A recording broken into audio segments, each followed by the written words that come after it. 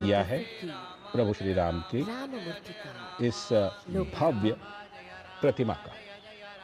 देश के प्रधानमंत्री तो प्रभु माननीय श्री राम की ये श्री प्रतिमा कई मायनों में नरेंद्र बहुत ही मोदी जी विशेष। के ये कर देखिए, कमलों ये से है सबसे ऊंची प्रभु श्री राम की होकर प्रतिमा, जो कि कांस्य प्रतिमा है और भव्य दिव्य स्वरूप में है। पर्तगाळी जीवोत्तम मठाच्या सगळ्या भक्तांक आणि अनुयायांक मोगाचो नमस्कार।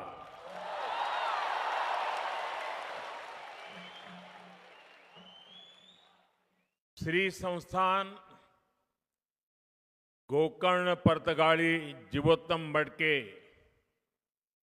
24वें महंत श्रीमद विद्याधीश तीर्थ स्वामी जी, राज्यपाल श्रीमान अशोक गजपति राजू जी, लोकप्रिय मुख्यमंत्री भाई प्रमोद सावंत जी, मठ समिति के अध्यक्ष श्री श्रीनिवास डेम्पो जी, उपाध्यक्ष श्री आर कामत जी, केंद्र में मेरे सहयोगी श्रीपाद नायक जी, दिगंबर कामत जी, अन्य सभी महानुभाव, देवी और सज्जनों, आज के इस पावन अवसर ने मन को गहरी शांति से भर दिया है।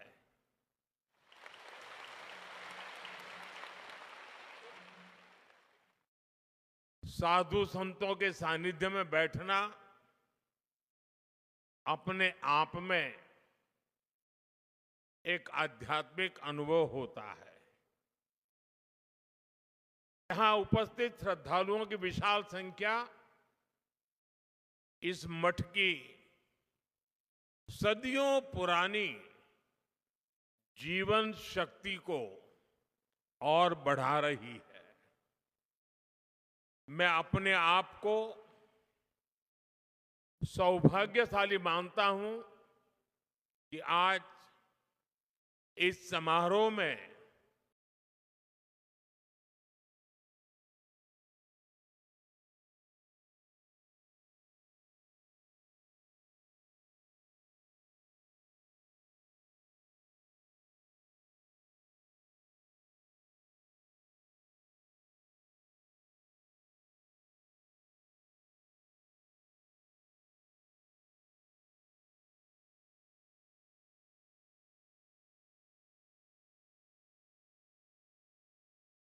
इस समारोह की आध्यात्मिकता को और गहरा कर दिया। साथियों, श्री संस्थान गोकर्ण पर्तगाली जीवोत्तम मठ अपनी स्थापना की 550वीं वर्षगांठ मना रहा है। ये बहुत ऐतिहासिक अवसर है। बीते 550 वर्षों में इस संस्था ने समय के कितने ही चक्रवात झेले हैं। युग बदला, दौर बदला, देश और समाज में कई परिवर्तन हुए, लेकिन बदलते युगों और चुनौतियों के बीच भी इस मठ ने अपनी दिशा नहीं खोई।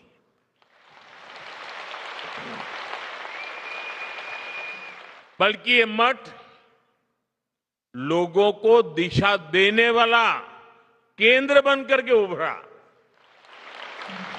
और यही इसकी सबसे बड़ी पहचान है। यह इतिहास में जड़ होकर भी समय के साथ चलता रहा। इस मठ की स्थापना जिस भावना से हुई थी, वो भावना आज भी उतनी ही जीवंत दिखाई देती है। ये भावना साधना को सेवा से जोड़ती है, परंपरा को लोक कल्याण से जोड़ती है। ये मठ पीढ़ी दर पीढ़ी समाज को ये समझ देता रहा कि अध्यात्म का मूल उद्देश्य जीवन को स्थिरता, संतुलन और मूल्य प्रदान करना है। मठ की 550 वर्षों की यात्रा उस शक्ति का प्रमाण है जो समाज को कठिन समय में भी संभाल करके रखती है। मैं यहां के मठाधिपति श्रीमद विद्याधीश तीर्थ स्वामी जी, समिति के सभी सदस्यों और इस आयोजन से जुड़े हर व्यक्ति को इस ऐतिहासिक अवसर की अनेक अनेक शुभकामनाएं देता हूं। साथियों, जब कोई संस्था सत्य और सेवा पर खड़ी होती है तो वो समय के बदलाव से डगमगाती नहीं, बल्कि समाज को टीके रहने की शक्ति देती है। आज इसी परंपरा को आगे बढ़ाते हुए ये मठ एक नया अध्याय लिख रहा है। यहां भगवान श्री राम की 77 फीट ऊंची भव्य कांस्य प्रतिमा स्थापित की गई है। 3 दिन पहले ही मुझे अयोध्या के भव्य श्री राम मंदिर के शिखर पर धर्म ध्वज आरोहण का सौभाग्य मिला है और आज यहां प्रभु श्री राम की भव्य मूर्ति के अनावरण का सुअवसर मिला है। आज रामायण पर आधारित एक थीम पार्क का उद्घाटन भी हुआ है। साथियों, आज इस मठ के साथ जो नए आयाम जुड़े हैं वो आने वाली पीढ़ियों के लिए ज्ञान, प्रेरणा और साधना के स्थायी केंद्र बनने जा रहे हैं।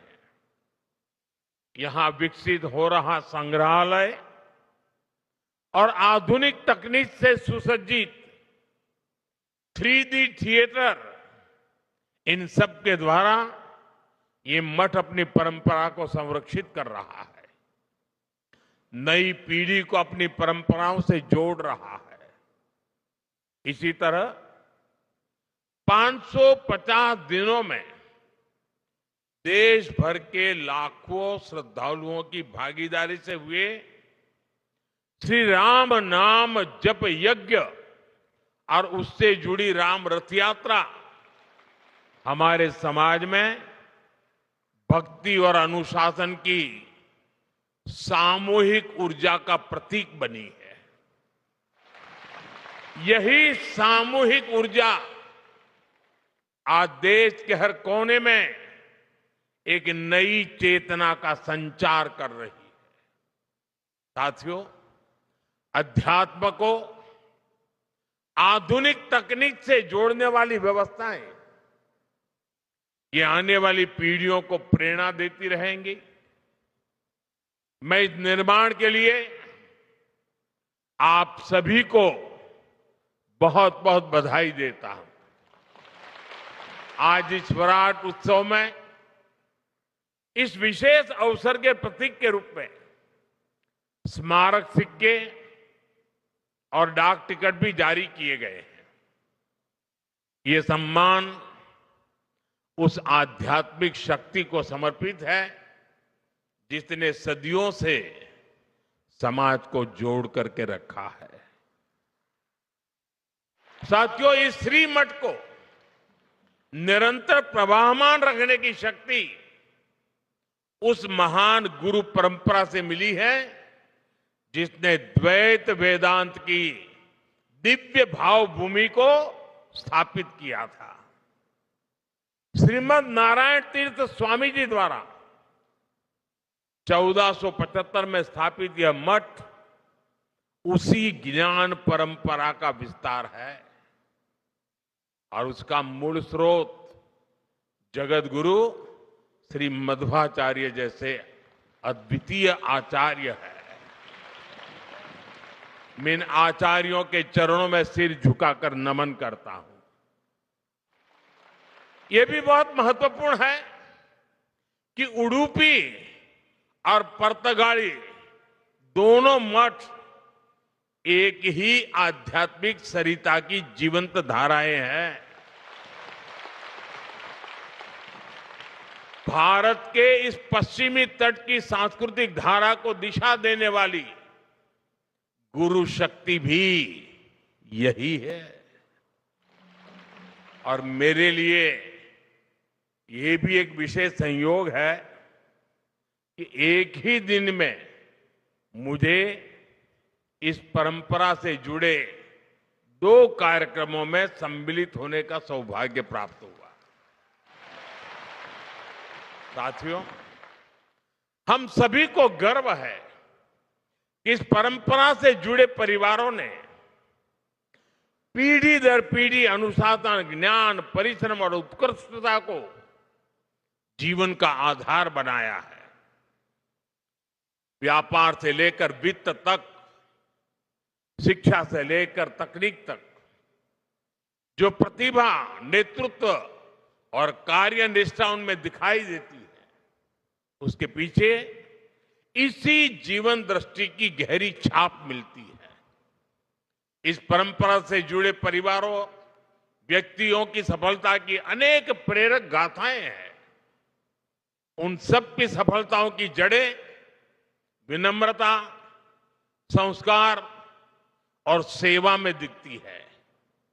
ये मठ उन मूल्यों को स्थिर रखने वाली आधारशिला रहा है और हमें विश्वास है कि आगे भी आने वाली पीढ़ियों को ये मठ ऐसे ही ऊर्जा देता रहेगा। साथियों, इस ऐतिहासिक मठ की एक और विशेषता का जिक्र आज आवश्यक है।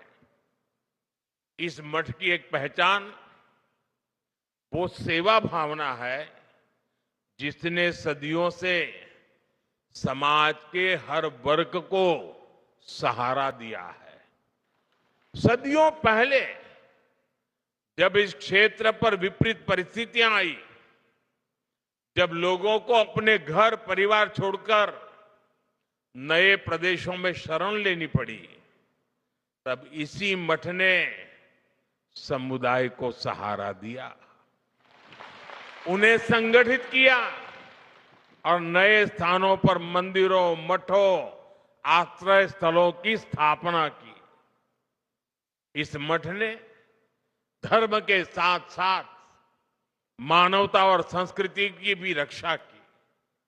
समय के साथ मठ की सेवा धारा और विस्तृत होती गई।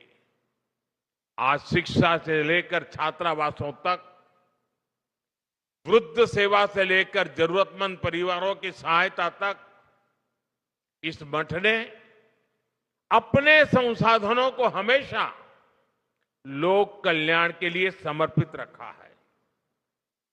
अलग अलग राज्यों में बने छात्रावास हो, आधुनिक विद्यालय हो या कठिन समय में लोगों को राहत देने वाले सेवा कार्य, हर पहल इस बात का प्रमाण है कि अध्यात्म और सेवा जब साथ चलते हैं तो समाज को स्थिरता भी मिलती है और आगे बढ़ने की प्रेरणा भी मिलती है। साथियों, ऐसे समय भी आए जब गोवा के मंदिरों और स्थानीय परंपराओं को संकट का सामना करना पड़ा, जब भाषा और सांस्कृतिक पहचान पर दबाव बना, लेकिन ये परिस्थितियां समाज की आत्मा को कमजोर नहीं कर पाई, बल्कि उसे और दृढ़ बनाया। गोवा की यही विशेषता है कि यहां की संस्कृति ने हर बदलाव में अपने मूल स्वरूप को बनाए रखा और समय के साथ पुनर्जीवित भी किया। इसमें पुर्तगाली मठ जैसे संस्थानों का बहुत बड़ा योगदान रहा है। साथियों, आज भारत एक अद्भुत सांस्कृतिक पुनर्जागरण का साक्षी बन रहा है। अयोध्या में राम मंदिर का पुनर्स्थापन, काशी विश्वनाथ धाम का भव्य पुनरुद्धार और उज्जैन में महाकाल महालोक का विस्तार, ये सब हमारे राष्ट्र की उस जागरूकता को प्रकट करते हैं जो अपनी आध्यात्मिक धरोहर को नई शक्ति के साथ उभार रही है। रामायण सर्किट, कृष्ण सर्किट, गया जी के विकास कार्य और कुंभ मेले का अभूतपूर्व प्रबंधन, ये सभी उदाहरण बताते हैं कि आज का भारत अपनी सांस्कृतिक पहचान को नए संकल्प और नए आत्मविश्वास के साथ आगे बढ़ा रहा है। ये जागृति भविष्य की पीढ़ियों को अपनी जड़ों से जुड़े रहने की प्रेरणा देती है। साथियों, गोवा की इस पवित्र भूमि का अपना एक विशिष्ट आध्यात्मिक स्वरूप भी है। यहां सदियों से भक्ति, संत परंपरा और सांस्कृतिक साधना का सतत प्रवाह बहता रहा है। ये धरती प्राकृतिक सौंदर्य के साथ साथ दक्षिण काशी की पहचान भी संजोए हुए है। पुर्तगाली मठ ने इस पहचान को और गहराई दी है। इस मठ का संबंध कोंकण और गोवा तक सीमित नहीं है। इसकी परंपरा देश के विभिन्न हिस्सों और काशी की पवित्र भूमि से भी जुड़ी हुई है। काशी का सांसद होने के नाते मेरे लिए और भी गर्व की बात है। संस्थापक आचार्य श्री नारायण तीर्थ ने उत्तर भारत की अपनी यात्राओं के दौरान काशी में भी एक केंद्र स्थापित किया था, जिससे इस मठ की आध्यात्मिक धारा का विस्तार दक्षिण से उत्तर तक हुआ। आज भी काशी में उनके द्वारा स्थापित केंद्र समाज सेवा का माध्यम बना हुआ है। साथियों, आज जब इस पवित्र मठ के 550 वर्ष पूरे हो रहे हैं, तब हम इतिहास का उत्सव मनाने के साथ ही भविष्य की दिशा भी तय कर रहे हैं। विकसित भारत का रास्ता एकता से होकर जाता है।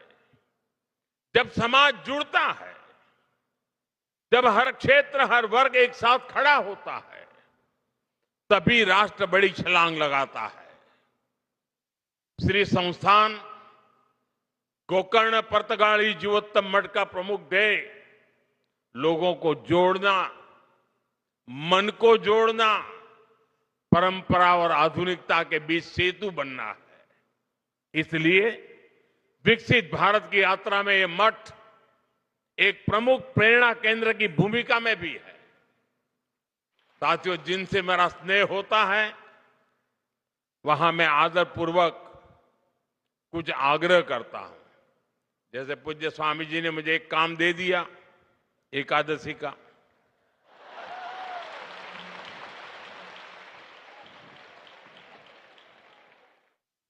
वो तो संत है तो एक में मान जाते हैं, लेकिन मैं एक में मानने वालों में से नहीं हूं, और इसलिए आज आपके बीच आया हूं तो मेरे मन में सहज ही कुछ बातें आ रही है, जिन्हें मैं आपसे साझा करना चाहता हूं। मैं आपसे 9 आग्रह करना चाहता हूं, जिसे आपके संस्थान के माध्यम से जन जन तक पहुंचाया जा सकता है। ये आग्रह 9 संकल्प की तरह हैं। विकसित भारत का सपना तभी पूरा होगा जब हम पर्यावरण की रक्षा को अपना धर्म माने, धरती हमारी माता है और मठों की शिक्षा हमें प्रकृति का सम्मान करना सिखाती है।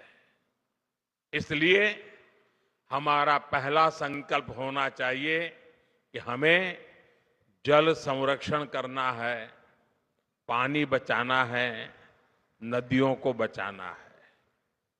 हमारा दूसरा संकल्प होना चाहिए कि हम पेड़ लगाएंगे।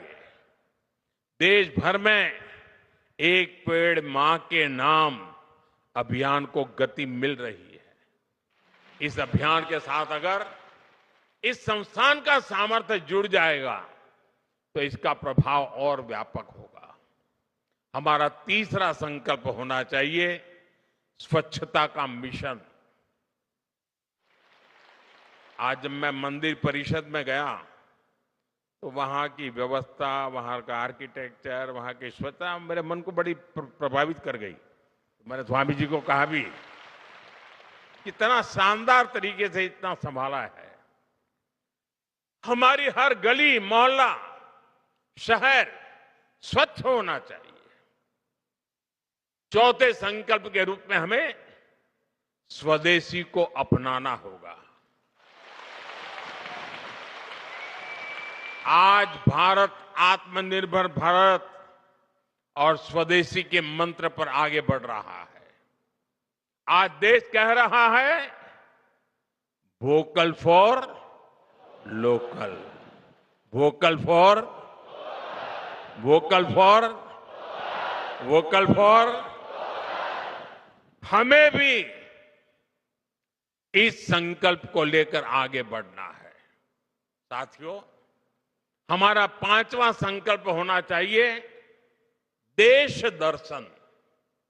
हमें देश के अलग अलग हिस्सों को जानने समझने का प्रयास करना चाहिए।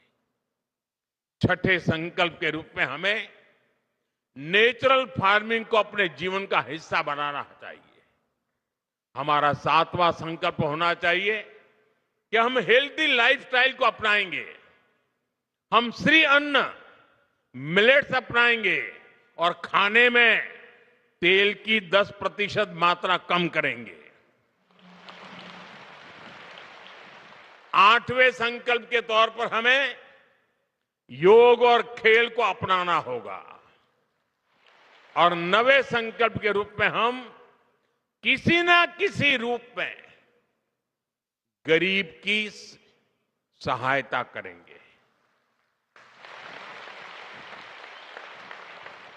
अगर एक परिवार भी गोद ले लेना ना, हम देखते ही देखते हिंदुस्तान का रूप रंग बदल जाएगा। साथियों, हमारे मठ इस संकल्प को जन संकल्प बना सकते हैं। इस मठ का 550 साल का अनुभव हमें बताता है, परंपरा अगर जीवित रहे तो समाज आगे बढ़ता है।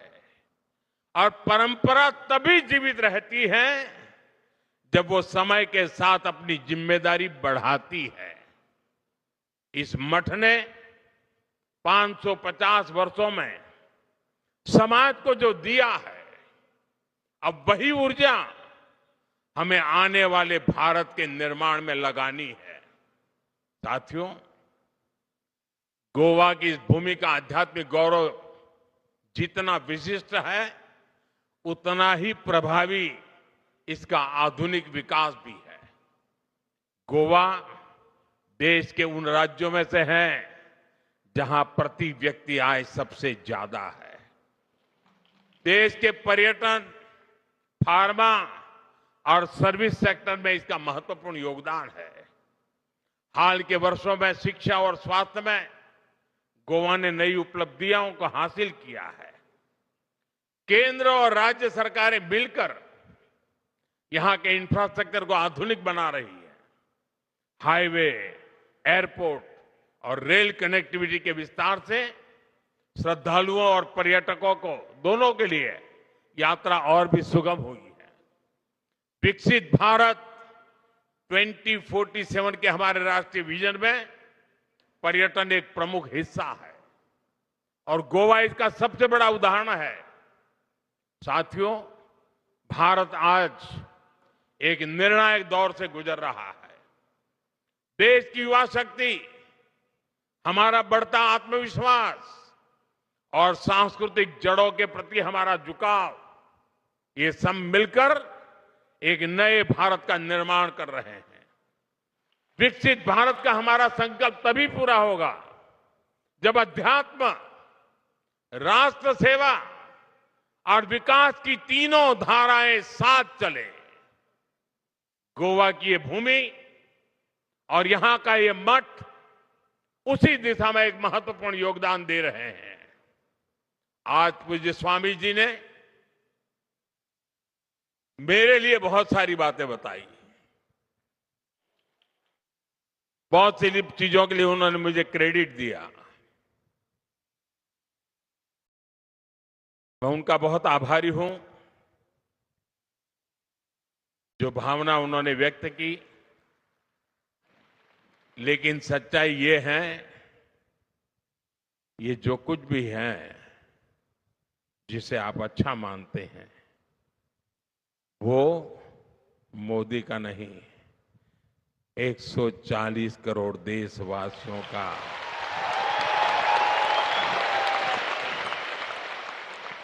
उनका संकल्प, उनका पुरुषार्थ, उसी का परिणाम है और आगे भी अच्छे परिणाम आने ही आने हैं।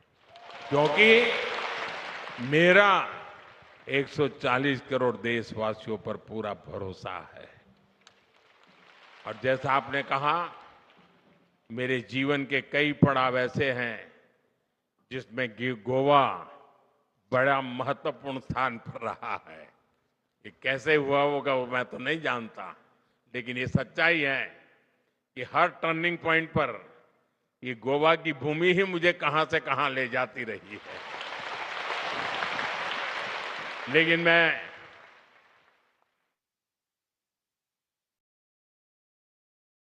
पूज्य संत श्री का बहुत आभारी हूं। उनके आशीर्वाद के लिए मैं एक बार फिर आप सभी को इस पवित्र अवसर पर हृदय से बहुत बहुत शुभकामनाएं देता हूं। बहुत बहुत धन्यवाद।